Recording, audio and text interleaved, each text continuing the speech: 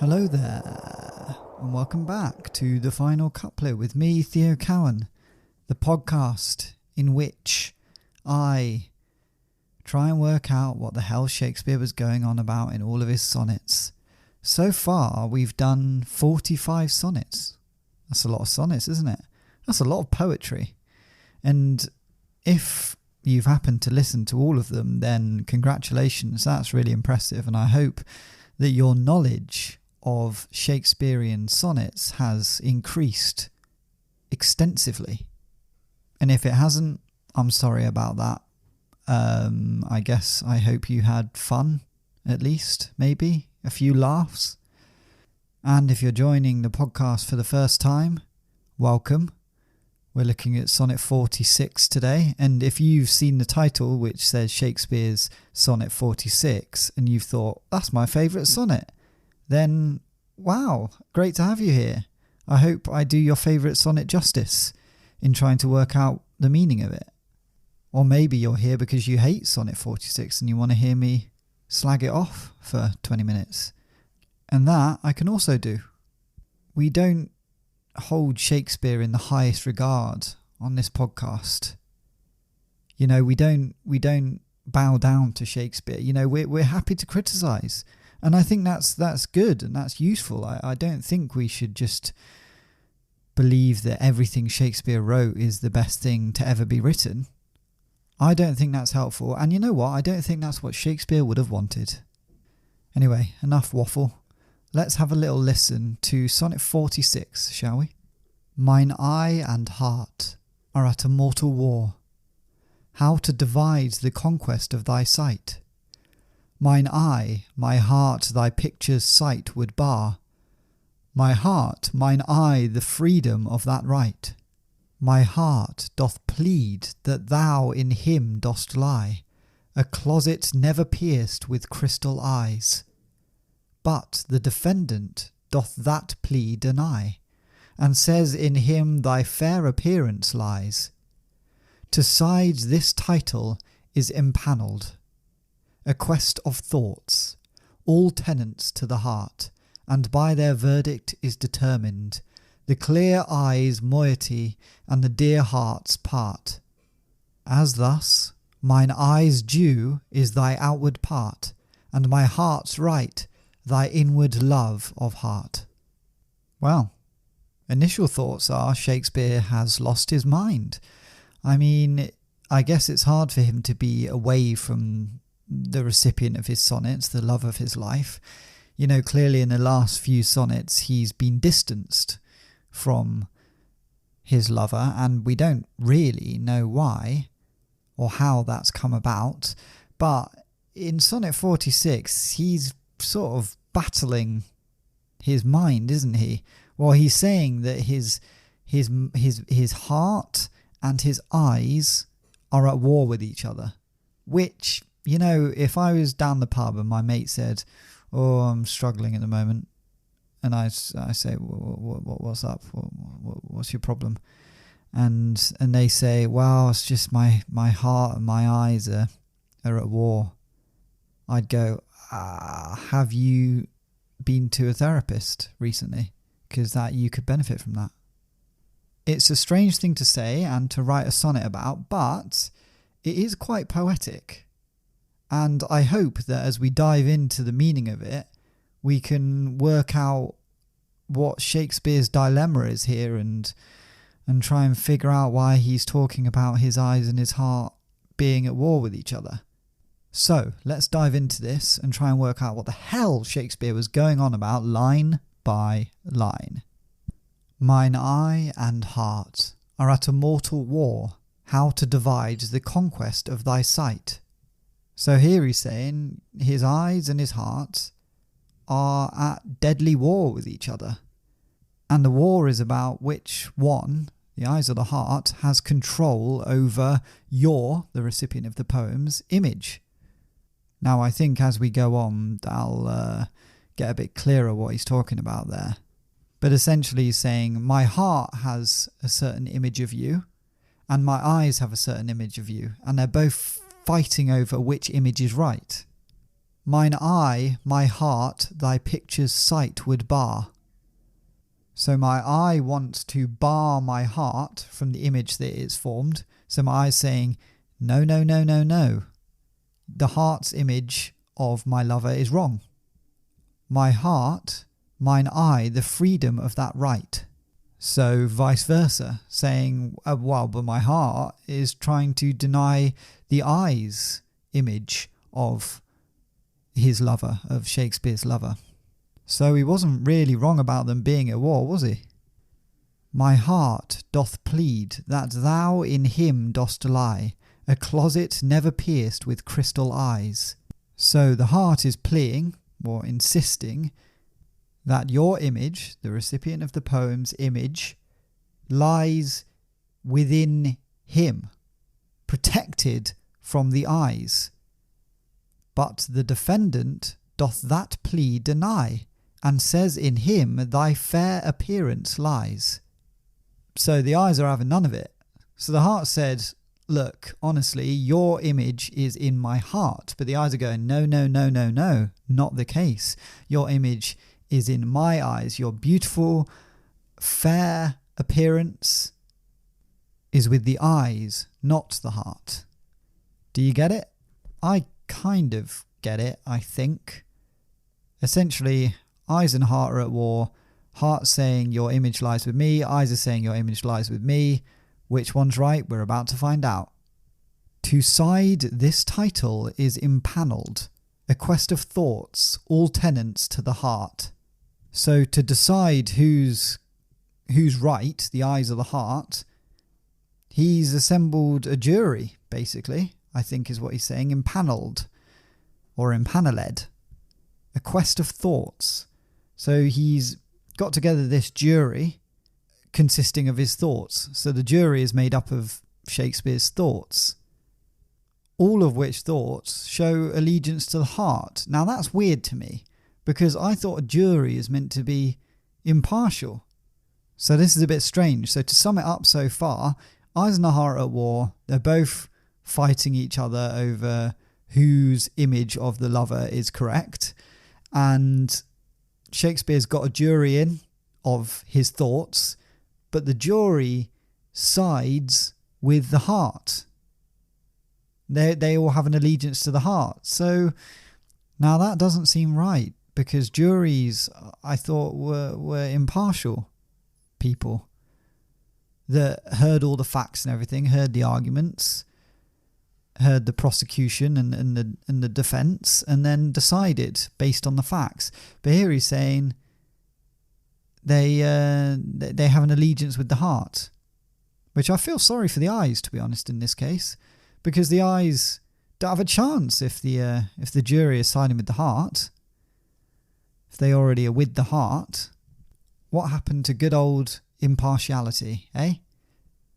And by their verdict is determined the clear eye's moiety and the dear heart's part.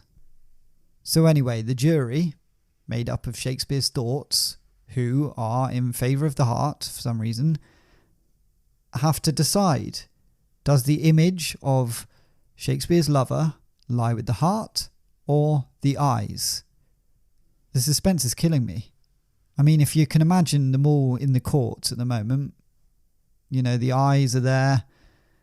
I don't know which one's the defendant and which one's the prosecution, but the eyes and the heart are both there, sat in their little suits, and the judge is stood up there. I don't know what the judge is, what body part the judge is, but he hasn't said that.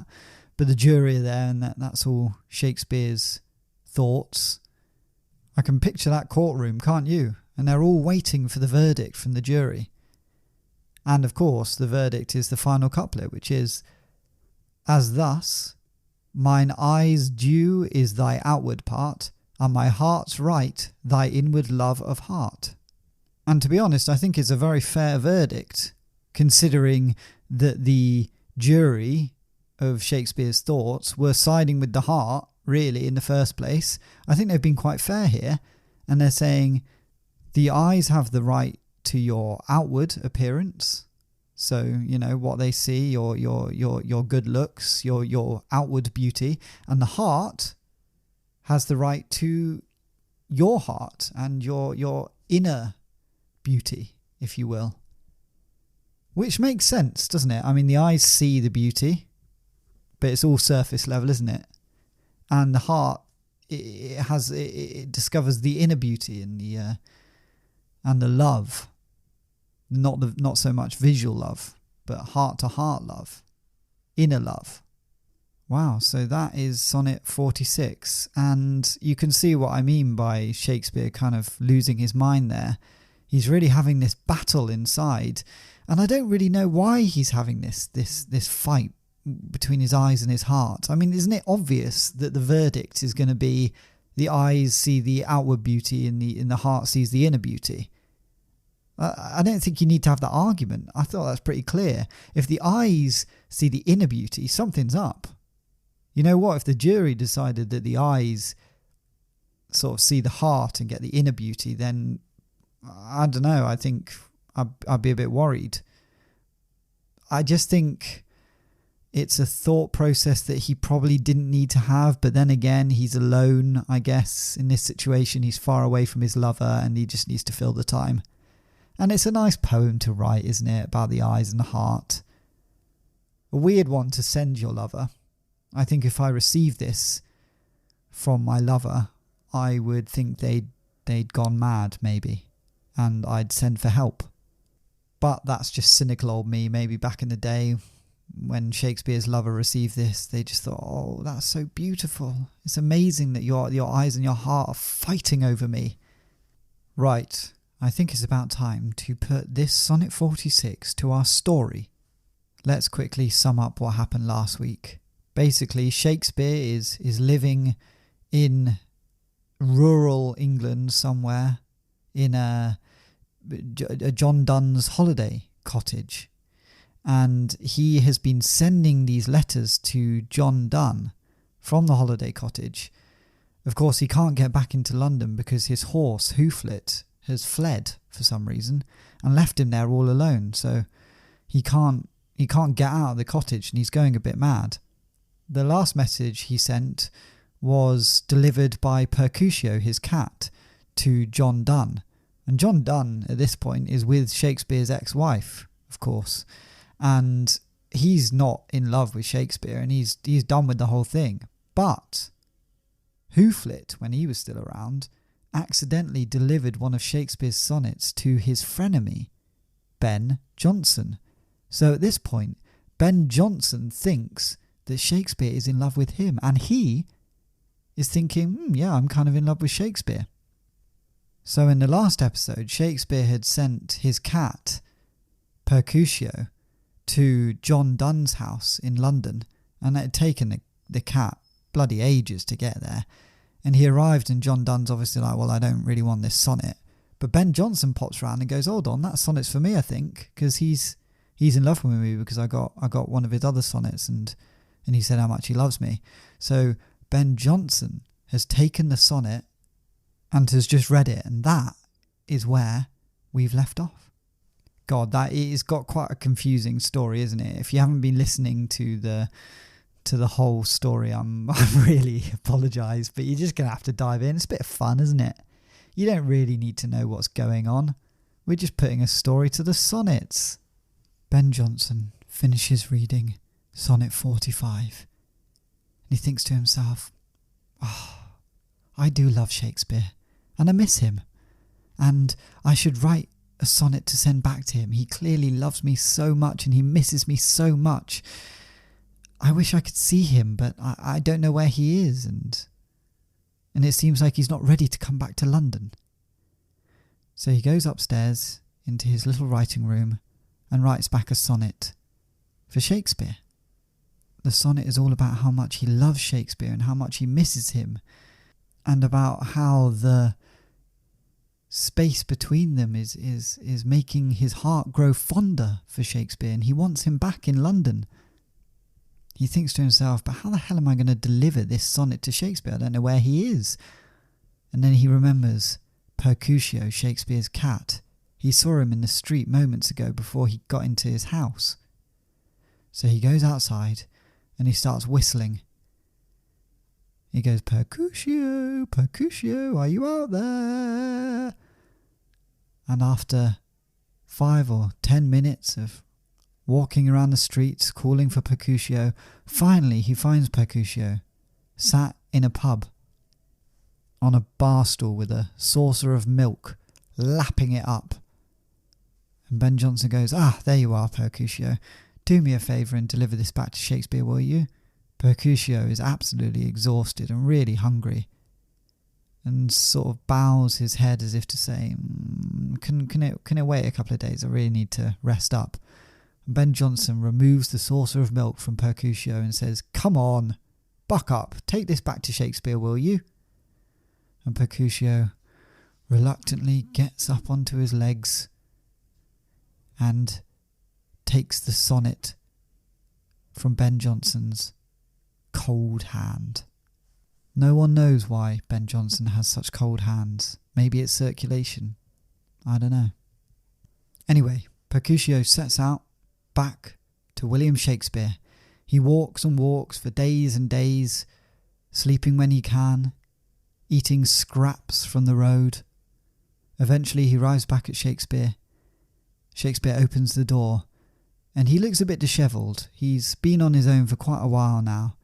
He doesn't have loads of food in the holiday house, and he's grown a big old beard and hasn't washed for quite a while. Mercutio looks at him as if to say, bloody hell, you don't look great. Maybe you should try and get back to London somehow. And Shakespeare goes, thank God you're back. Is that a sonnet? Oh my God, John Donne sent me back another sonnet. And he starts dancing around the house in his little high heels and jumping for joy. He reads the sonnet, and it says, of course, how much he is loved, but still he doesn't know that it's from Ben Jonson and not from John Donne. And he thinks to himself, I love this man. I can't wait to get back to London and kiss him and hug him and be with him.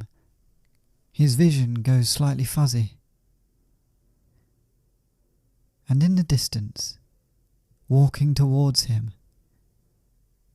a glowing figure of John Donne. Through the fields of wheat he walks, a beautiful stallion of a man. He walks up to Shakespeare and holds him in a warm embrace. Shakespeare starts crying. He has been waiting for this moment. He says, John, I love you. And John holds him and says, I love you too, William Shakespeare. And Shakespeare says, I've written you a sonnet. May I read it to you? And John Donne says, of course, your sonnets are beautiful and stunning, and I love them with all my heart. Shakespeare kisses him once more, and as he reads Sonnet 46, the image of John Donne slowly fades away. Sonnet 46. My eyes and my heart are at war with each other. They're fighting over which one will control your image. My eyes want to ban my heart from the image it has of you, and my heart wants to deny my eyes the image they have. My heart insists that the actual picture of you lies safely inside him, not to be looked on by eyes that can reveal it. But my eyes, the defendant, says nope to the charges and says that your hot appearance lives in him. To decide who is right, I've assembled a jury made up of my thoughts, and they all show allegiance to the heart. They've delivered a verdict to decide which bit of you belongs to the eyes and which bit belongs to the heart. Here's the verdict. My eyes have the right to your appearance, and my heart has the right to the love of your heart. Wow, quite a poignant story, this one. Shakespeare has lost his mind so much, maybe he's malnourished or hasn't had enough water, and he's seen an apparition of John Donne and delivered a sonnet to him. I'm quite worried about Shakespeare at this point. If he's hallucinating, he needs help. You're going to have to tune in next week to find out what Sonnet 47 is all about and how Shakespeare is going to get out of this scary hallucinogenic situation that he finds himself in. Until then, bye.